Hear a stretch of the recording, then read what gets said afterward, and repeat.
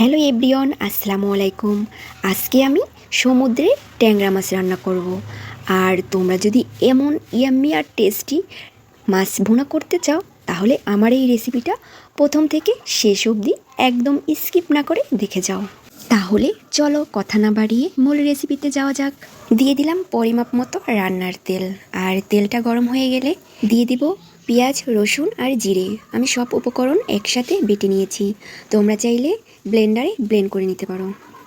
এখন অ্যাড করব লবণ, হলুদ, মরিচ, জাস্ট পরিমাপ মতো।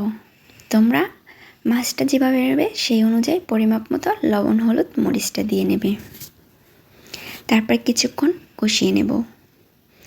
আর এই কষানোটা যতটা ভালো হবে তরকারিটা ততটাই ভালো হবে। এখন অ্যাড করব সামান্য পরিমাণে পানি, আর এই পানিটা দিয়ে কিছুক্ষণ কষিয়ে নেব। এভাবে কষালে মরিচ, হলুদের গন্ধটা চলে যায়।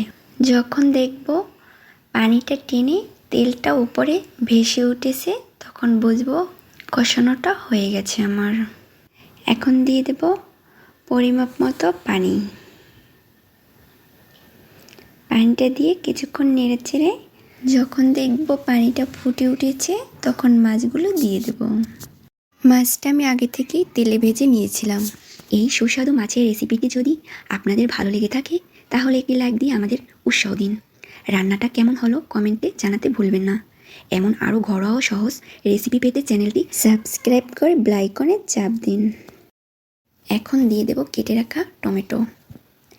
এই পর্যায়ে টমেটো যোগ করলে ঝোলের রং, গন্ধ আর স্বাদ সব কিছুই একদম পারফেক্ট হয়ে যায়। টমেটোর হালকা টক স্বাদ আর মাছের ঝোল খেতে কিন্তু দারুণ লাগে। সবশেষে দিয়ে দিলাম কেটে রাখা ধনেপাতা। এতে স্বাদ আর ঘ্রাণ দুটোই বেড়ে যাবে।